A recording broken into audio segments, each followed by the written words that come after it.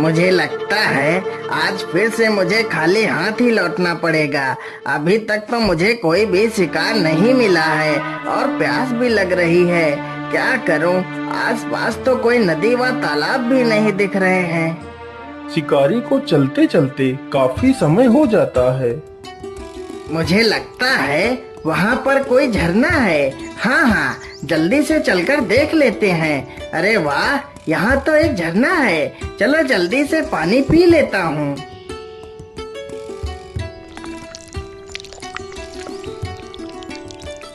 अरे राम राम राम, अब मेरी जान में जान आई। पानी के बिना तो मेरी जान ही निकली जा रही थी। चलो अब शिकार ढूंढते हैं।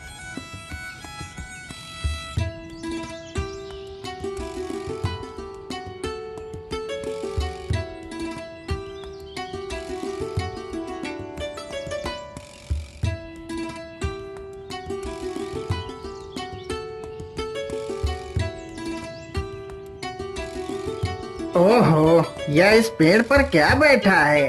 अरे वाह, यह तो एक सुनहरा बाज है। यह बाज तो बड़ा कीमती लग रहा है। शिकारी तुरंत ही अपना धनुष बाण संभालता है और बाज पर निशाना लगा देता है। कमान से तीर निकलते ही बाज को जा लगा, लेकिन बाज जमीन पर ना गिरकर आकाश में उड़ता हुआ चला जाता है। अरे चल चल चल चल चल, आज यह सारा खेत जोतना है। जल्दी चल। अरे राम राम राम, ये क्या है? इस बाज को तो किसी ने तीर मार दिया है, लेकिन यह बाज तो कितना सुंदर है, मानो इसके पंख सोने के हों। पानी पानी पानी। अरे ये बाज तो प्यासा है। रुको रुको, मैं तुम्हें अभी पानी पिलाता हूँ।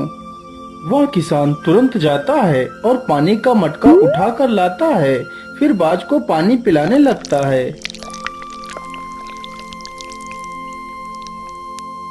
मेरी मदद करो, मेरे शरीर से इस तीर को निकाल दो। मुझे बहुत दर्द हो रहा है। अच्छा अच्छा, रुको, मैं तुम्हारे शरीर से इस तीर को निकाल देता हूँ। सजीवन तुरंत ही बाज के शरीर से तीर को निकालने लगता है।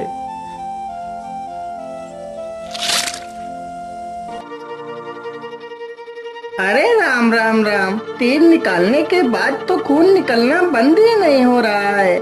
चलो चलो मेरे घर चलो, मैं तुम्हारे शरीर पर दवाई लगा दूंगा, जिससे तुम स्वस्थ हो जाओगे। किसान तुरंत बाज को लेकर अपने घर जाता है और उसके शरीर पर दवाई का लेप करता है। हे नेक दिल इंसान, तुमने मेरी मुसीबत में सहायता की है। मैं तुम्हारा ये एहसान कभी नहीं चुका सकता। तुम्हें जब भी मेरी मदद की आवश्यकता पड़े तो मुझे जरूर याद करना। मैं तुम्हारे पास दौड़ा चलाऊंगा। इतना कहकर वह बाज वहां से चला जाता है। वह किसान लोगों की मजदूरी करके अपना पेट पालता था। धीरे धीरे इसी प्रकार गुजरता गया। अब वह किसान काफी बूढ़ा हो चुका था। अरे सजीवन दादा, आपको खेत जोतते जोतते पूरे 4 दिन हो गए हैं। अभी तक आपने मेरा खेत जोत ही नहीं पाया है। इतने दिनों में तो पूरे 4 खेतों की जुताई और हो जाती। क्या करूं मालिक, अब मुझसे जल्दी जल्दी काम नहीं हो पाता है। यदि काम नहीं हो पाता है तो जाकर अपने घर बैठिए। काम करने की कोई आवश्यकता नहीं है। बेटा, यदि मैं घर बैठ जाऊंगा तो खाऊंगा क्या? मुझे कुछ नहीं पता, तुमसे कोई काम नहीं करवाना। ये पकड़ो अपनी मजदूरी और जाओ यहाँ से। बेचारा सजीवन चुपचाप पैसे उठाकर अपने घर की ओर चला जाता है।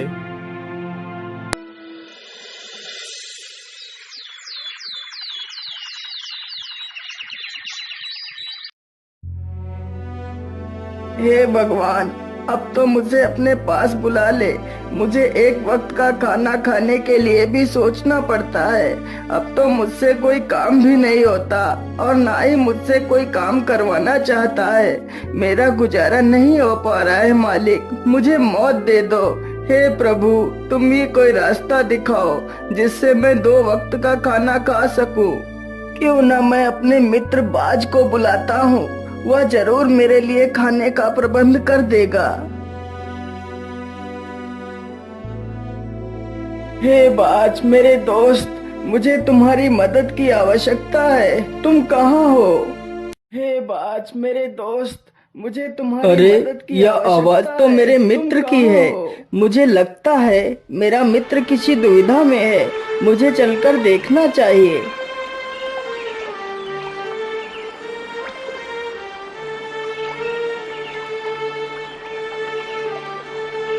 बोलिए मित्र, आपने मुझे याद किया। बोलिए क्या बात है? मेरे दोस्त, मैं बहुत मुसीबत में हूँ, मेरी सहायता करो। बोलो मित्र, तुम्हें क्या सहायता चाहिए? मेरे दोस्त, अब मैं बहुत बूढ़ा हो चुका हूँ, जिसकी वजह से अब मैं कोई काम भी नहीं कर पाता हूँ।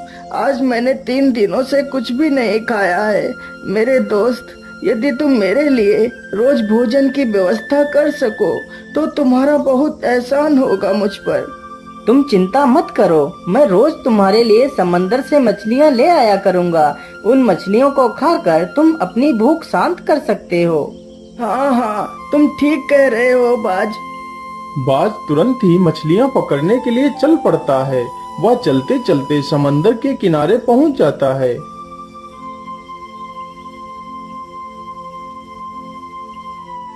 क्या करूं, कैसे मछली पकड़ूं?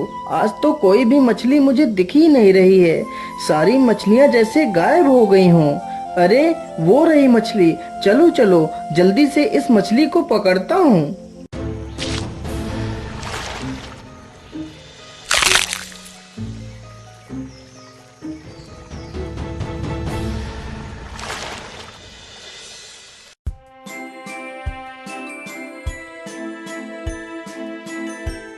अरे वाह मेरे प्यारे बाज, तुमने तो मुझे मरने से बचा लिया, नहीं तो मैं भूखों मर जाता। नहीं मेरे मित्र, मेरे रहते हुए तुम्हें चिंता करने की कोई आवश्यकता नहीं। मैं रोज इसी प्रकार तुम्हारे लिए मछलियाँ ला दिया करूँगा। इसी प्रकार बाज रोज मछलियाँ पकड़ कर लाता और उस बूढ़े व्यक्ति को देकर चला जाता।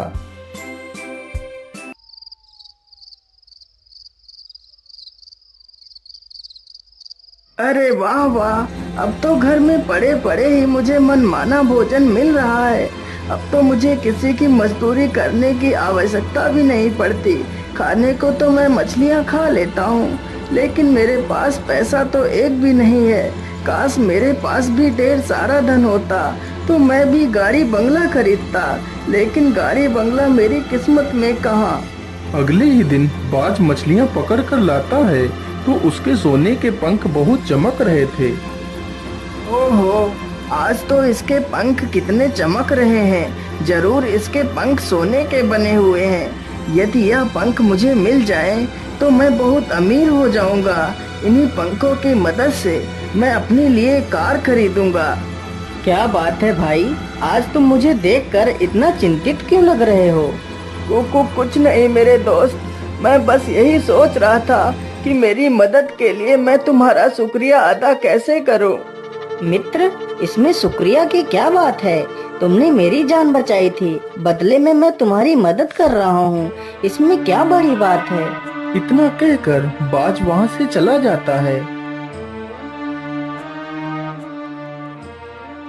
मुझे कुछ भी करके इस बाज के सोने के पंख छीनने होंगे।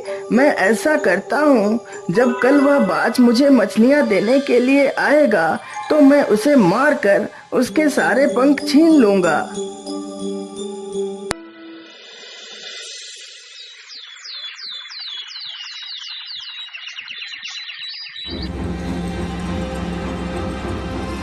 अगले ही दिन बाज जैसे ही मछलियाँ पकड़कर उसे देने के लिए आता है और वह जमीन पर बैठता है, तभी वह बूढ़ा व्यक्ति पीछे से आकर उस पर जोर से वार करता है और बाज को मार देता है।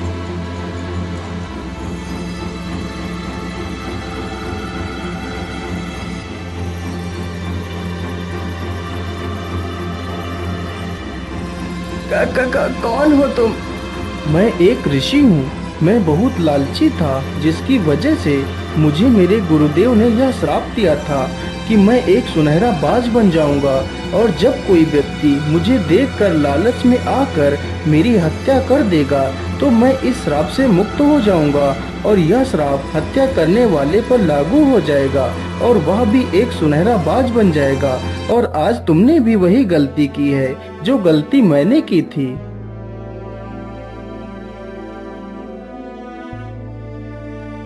हे साधु बाबा, मुझसे बहुत बड़ी भूल हो गई है। अब मैं अपने वास्तविक शरीर को कैसे पाऊंगा?